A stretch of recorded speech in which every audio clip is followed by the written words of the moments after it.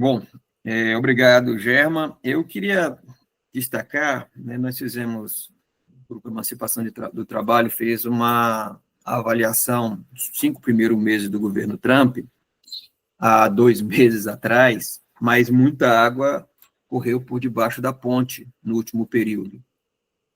Até algo que era previsto, mas não com essa magnitude, que é uma guerra aberta, tarifária, econômica dos Estados Unidos contra o Brasil.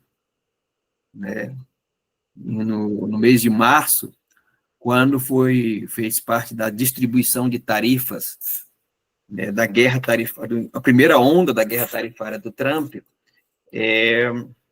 o Brasil ficou com 10% só de tarifas de importação das mercadorias do Brasil para os Estados Unidos. E agora, né, o Brasil ficou com 50%.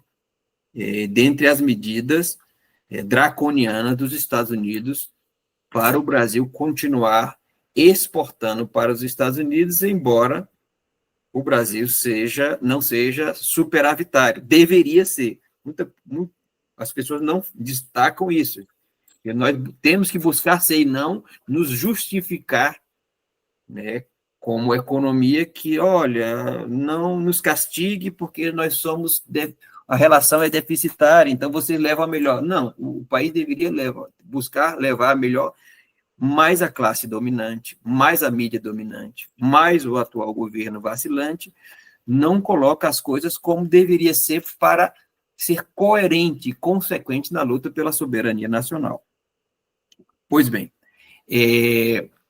nesses 2 últimos meses, no mês de junho e agora julho, estamos no dia 20, muita coisa aconteceu e o governo Trump não está conseguindo entregar as expectativas que as classes dominantes dos Estados Unidos e o do sistema imperialista, ou seja, do G7 e companhia, esperavam de um governo que estivesse na mão da fração mais radical, né? Uma expressão do fascismo no século XXI, que é o trumpismo, que é o movimento MAGA, e que mais se assemelha ao que foi o nazifascismo nos anos 20 e 30, guardado as referências para a nossa época, e que tem no sionismo e no massacre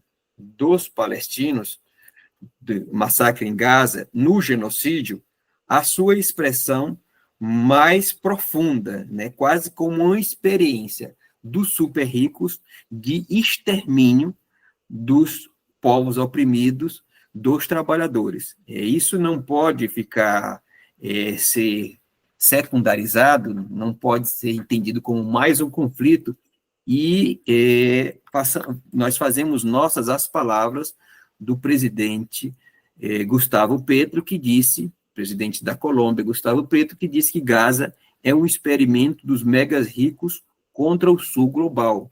Querem bombardear a todos nós. É um experimento, sim, que tem como vanguarda a entidade sionista. Né? Todavia, isso não tem revertido o processo de decadência da hegemonia do sistema imperialista. E colocou Trump lá justamente para tentar reverter essa decadência dos Estados Unidos como potência mundial e do dólar no mercado mundial. Né? O imperialismo está perdendo a maioria das batalhas nos últimos 7 meses, mesmo com a sua fração mais decidida, mais virulenta, mais que se nutria por ela mais expectativas. Não que os democratas, que o Biden, que uma vitória da Kamala Harris revertesse de alguma medida, em alguma medida, a forma como o imperialismo quer manter sua hegemonia. Esperava-se apenas que o Trump fosse eficaz em operar esse processo de evitar a ultrapassagem dos Estados Unidos ou do G7 pelos BRICS e dos Estados Unidos pela China. Não está conseguindo. No processo, nem no processo econômico, nem no modo militar. Na questão militar, ele disse que no dia seguinte, a sua posse, que foi em 20 de janeiro, ele iria conversar com Putin, iria fazer uma trégua, estabelecer a paz, acabar com as guerras eternas, e não conseguiu até agora, justamente porque o imperialismo precisa das guerras, precisa do militarismo, precisa da corrida armamentista, e é justamente depois do aprofundamento da crise econômica que sofreu a Europa, depois do início da guerra de defesa da Rússia contra a OTAN na Ucrânia, o imperialismo pensa em se sair, em superar, em evitar a crise econômica nessa corrida armamentista que nós estamos acompanhando na Europa e nos próprios Estados Unidos, que resolveram reinvestir na Ucrânia, que, assim como Israel, não consegue se defender sozinho. Então, os Estados Unidos e o G7 e a OTAN estão perdendo a guerra na Ucrânia, perderam uma guerra que provocaram, né, entre dois países oprimidos, que é a Índia e o Paquistão, dois países nucleares, mas oprimidos, cujo conflito pela Caxemira é explorado pelo imperialismo para a divisão dos povos oprimidos, do dividir para governar, provocaram uma guerra entre a Índia e o Paquistão, através de um grupo militar que o Paquistão não reivindica como seu, perderam essa guerra, né, provocaram a Índia a atacar o Paquistão com tecnologia militar imperialista, praticamente com o que existe de melhor da indústria militar aérea francesa, os caças Rafale, e os caças foram derrotados porque existe de mais novo na tecnologia de defesa aérea chinesa, né? Depois, os Estados Unidos partiram para provocar uma nova guerra contra o Irã, né? Mancomunados com o governo de Tel Aviv, atacaram o Irã, e em 12 dias foram fragorosamente humilhados.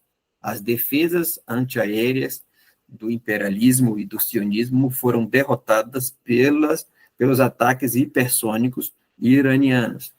Então, nesses três conflitos muito recentes que nós estamos presenciando agora nesses meses, o imperialismo está sendo derrotado. O G7 está sendo derrotado para o bloco de países oprimidos, que não é uma frente militar, não tem como consequência ainda uma frente militar, mas está sendo empurrada a ser. Eu queria fazer esse primeiro preâmbulo da situação e devolver para o Fred, para ele discorrer sobre o que aconteceu agora recentemente na Síria, onde um governo fantoche do próprio imperialismo está sendo substituído para que haja um salto de qualidade depois da derrota na guerra contra o Irã, haja um salto de qualidade no uso do terreno da região da Ásia Ocidental para a próxima guerra contra o Irã.